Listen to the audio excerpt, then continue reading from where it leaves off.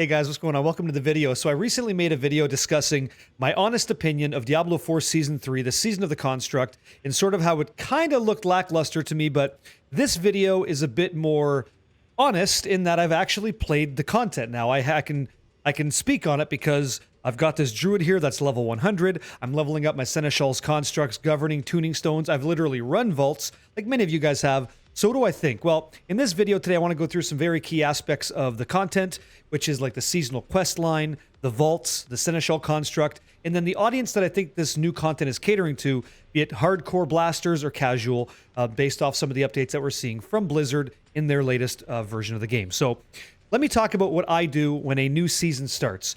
I like to play with you guys, members of the community, people here on YouTube or on Twitch Live or live streaming.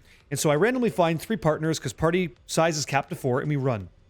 So I randomly find you guys, we start playing together, and we ended up beating the entire seasonal quest line in 3.5 hours for this new season. We were done.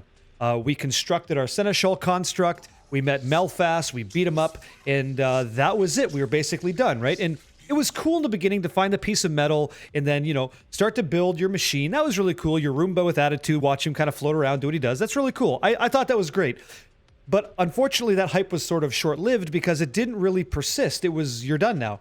And now you can go and enjoy the vault content, which is fine. I don't mind an end game loop at all. But for 3.5 hours for us to complete it, that's kind of lackluster in my opinion.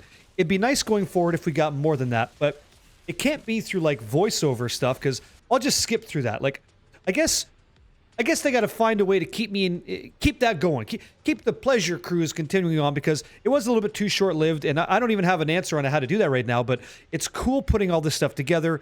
It's cool going through the content. It's cool fighting the new boss, and then the cool kind of stops, and then you're doing the vaults, which is the next thing we're going to talk about. The vaults that they implemented in the game are actually pretty cool. I gotta, hats off to you guys.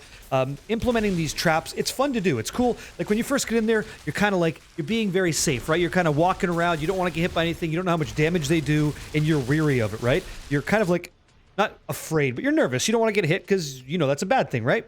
And so then you get hit by the trap, and you realize it doesn't do like anything. There's no damage at all. The whole mechanic in this vault is that it's going to remove your Zoltan Cool buff. Those warding buffs that you get, which will affect the treasure at the end. So, okay, so now that you can kind of run through it, I quickly realized, okay, this is just awesome because the vault that you run, the vaults that you're running, they're very dense with monsters. Like I went from 74 to like 99 in like a day.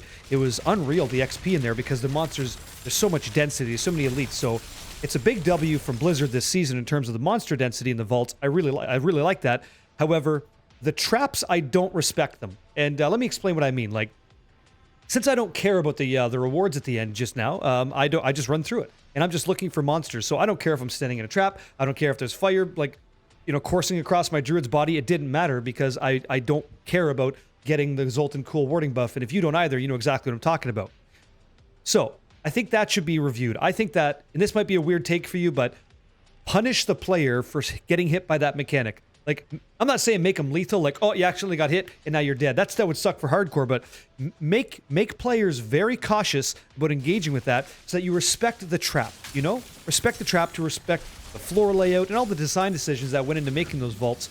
Maybe that does, like, I don't know, 50%, something crazy. I'm throwing some really wicked stuff out there, but I just think that when you can easily negate it because it doesn't matter, then it just doesn't matter, and you could, abuse it and maybe not get the most enjoyment out of it. So that's just a thought. I'd be curious to see if they want to engage in that. It looks like they don't, based on their patch notes. Another thing, it was quite expensive in the beginning to use your Pearls of Warding to even go for that loot when the season launched. But with the most recent patch, which I'm going to bring up here actually, they've actually adjusted this. So consuming a Pearl of Warding at a statue of Zoltan Cool now grants 10 stacks of Zoltan's Warding instead of 3, which is what it used to be. So what that actually ends up equating into in the experience in the game is you click on that like 4 times, you can go infinite.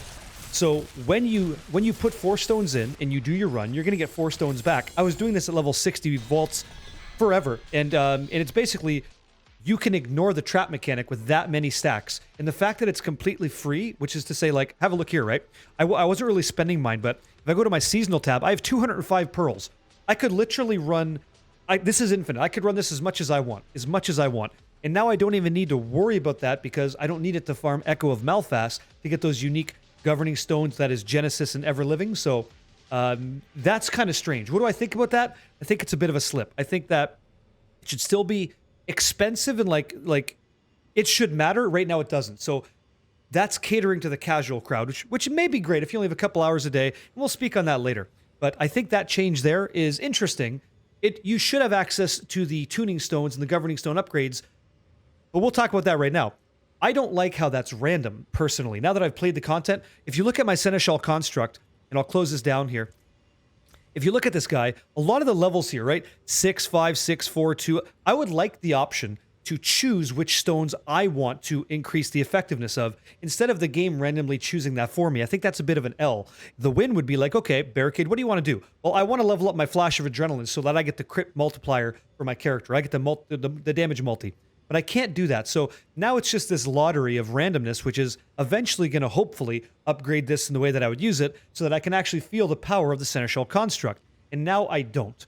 And so the Infinite Pearl of Warding application, I guess that's kind of nice because I'll always get every single ward woven chest every single time. That's probably a good thing.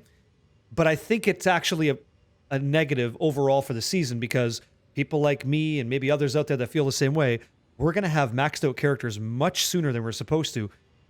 And I guess I don't really have a great design philosophy on how to do that outside of still make them drop, but maybe sacrifice some amount of tuning stones that you're not going to use anyway for the ones that you want to use. You know, like a kiss curse kind of approach. Just a thought off the top of my head as I'm making this video. So let's talk about the Roomba with Attitude. Let's talk about the Seneschal construct and discuss it. I think that a lot of the feedback I've heard from other content creators, I'm going to name drop here, Rax Antrax, you're the number one guy. Blue Silk, right? Blue Silk, he's been making content about his thoughts, and I think that he's spot on the money. I also agree that the Seneschal construct, while I was never really personally using it for damage, it's just sort of lagging behind. It's just sort of on the screen, and it's not really giving me much. I have some notes here. It doesn't really keep up.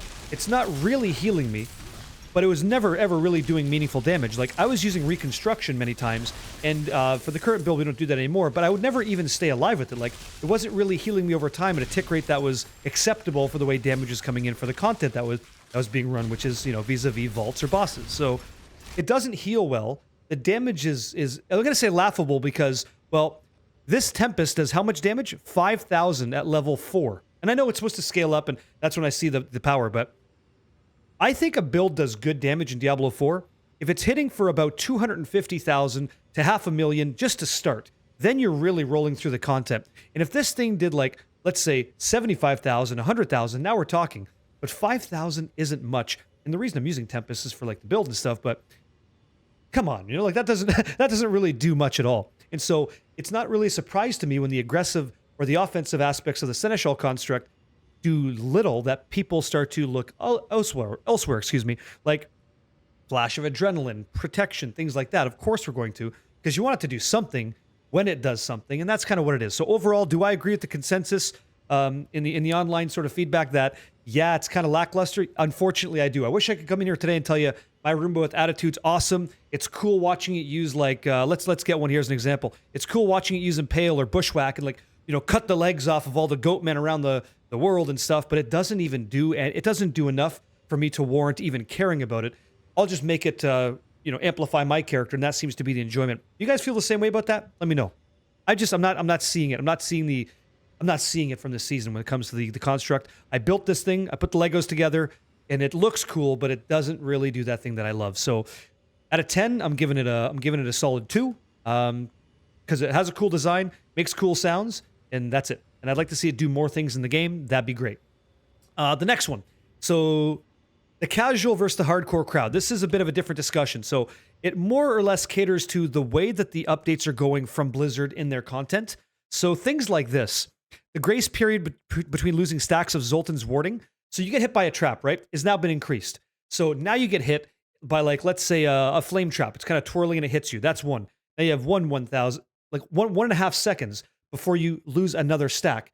Well, if anybody knows anything about ARPG, it's just going to fly through. So you get hit by one, who cares? You have a 1.5 second grace period before you even lose another stack. So in the beginning, it's catering to a leniency for disruption in the mechanics or mechanisms. Punish us for, like, walking through your traps. Lay us down. Make us wary of your new season so that we're cautious with it. Because right now, it's a little bit too free. And When it's too free, I don't really care. I'm not really invested in it, and I want to care. I'd love to, but you make it hard when it's that easy, and that's what she said. We don't talk about it, but I wish it was a little bit more meaningful overall. And so if you go through the patch notes, things like this, you get easier stack application. The stack size is increased. That's fine. The grace period is increased. You can get the new uniques more frequently. We saw it was upgraded from 0.25% to 0.5. I'm speaking to Genesis and Everliving. That's fine too. Vaults and Arcane Tremors. Now, let me speak on that. With Season 2, I really did enjoy the vampiric overworld events. I think we all did, right? Beating the living crap out of these vampires is actually kind of fun. The density was there. You get a couple other people in the room that weren't from your party, and we're all doing tons of damage, resummoning vampires. You can still do that today. It's actually kind of enjoyable in the overworld just to mix it up when you're not doing vaults. But unfortunately, again, for me, it's like it just doesn't have the meat. And let me explain what I'm looking for. Perhaps this will aid you in like understanding where I'm coming from. I find it to be throwaway content. If I were to ask you right now, like today, who is Varshan in Diablo 4? Who is that, right? Who is Lord Zir in Diablo 4? Well, the previous season would have explained that to you. And if you walk by some people in Kyovashad, they'll still say, "Hey, Wanderer, I know what you are." It's like, well, you started saying that when we were vampires, but we're no longer vampires because we're all new characters in this season of the machine. So what am I supposed to be? I don't know, right? Like, so they're not really following through with the storyline narrative in the lore of Diablo when I couldn't tell you who Lord Zir is because there's no NPC in the game that I can go speak to that tells me, right? Same thing as, let's say, like I said, Varshan, right? You couldn't really tell me who this malignant overlord is hanging out near the Tree of Whispers because, well, there's no storyline that kind of speaks to it, but you know he's there. It's just kind of weird. I find it unfortunate that this is the sort of way that we're going. Keep these storylines in place. Keep them in the universe. Keep them in Sanctuary so that players who are just getting into this game, like, understand what that boss is and why he's meaningful, why he's a threat. Things like the Seneschal Construct and Lord Malphas, a subservient of Diablo, I guess. In Season 4, I guess he's not going to matter because you're not going to know who to talk to. It just seems kind of sad to me. And so I'm not sure if you guys feel that way. Even if you're not a lore Andy and like you don't really care, it kind of makes sense that you want to enjoy a world that has these NPCs, bosses, events that matter and make sense and have reference points so you can go back and understand the origins of it, right? I would just think that's the case. Furthermore, this might be a lot of people's entry into the ARPG genre, and if you don't really understand what the hell that guy is or why he's there, it kind of doesn't matter as much, and things should matter. It's cool when they matter, in my opinion. So overall, I am happy that there's traps in Diablo 4. It actually was a bunch of fun to try for the first little while, but now that you can kind of run through it with basically no penalty, I'm not really... I don't know. I still like it. It's letting me down a bit. You know, it's a bit still lackluster. So overall, happy that it's there. Cool design implementation. Love the density. The XP was fantastic because of that. The ability to update your items as you play, I think that's a big win, actually. Doing content that provides potential upgrades instead of what we used to have, where it's like you do all this content all day and like you'd never see an upgrade. I'm glad that they've revisited that. That's great. So they are definitely listening to what we have to say. And I think that I'm looking for something just a little bit more difficult when it comes to vault content. The final boss got a buff from 85 level to 100 with 30% more HP, but I still don't think with builds that get there with gear that is easy to acquire now, it's not going to be a long-lasting season in Diablo 4 Season 3. And I might hit back up like Path of Exile again because it's got skill density, skill depth, it's got crafting, it's got those things that I want in an ARPG. And while I do love Diablo 4, don't get me wrong, I want to make a Boulder Cane version and I want to perfect this Lightning Storm version before I head on out. And I still want to help you guys farm for gear so you can experience the same thing. Right now, the vaults are nothing more than XP grinding to get your Seneschal Construct up, and it's very, very fast to do so. So once you hit there, where's your motivation to make another character, or where's your motivation to stick around in the game? I don't know, but I'm hoping that maybe they address this. We'll see. With the recent patch, it looks like they're going more casual, and that's great. Here's the final point there. If you have just a little bit of time every single week to play, you're going to love the updates, and I'm glad that they're there for you. For people like me who play more, I'm not sure that it'll keep me around as long, and then we'll see how that affects me. I don't know, but hopefully this video was just informative to you. Curious if you feel the same way overall. If you think you should play, if you want to play this game, give it a shot. Check it out. It's actually fun. It's more fun than I thought it'd be on my initial review, and I'm glad that I played it. And now I got something to talk about because now I've gone through it all. So you share the similar view? Let me know. Much love to all you guys. Thank you for making it possible for me to make these videos, but being here on YouTube, and I'll catch you on the next one. Adios.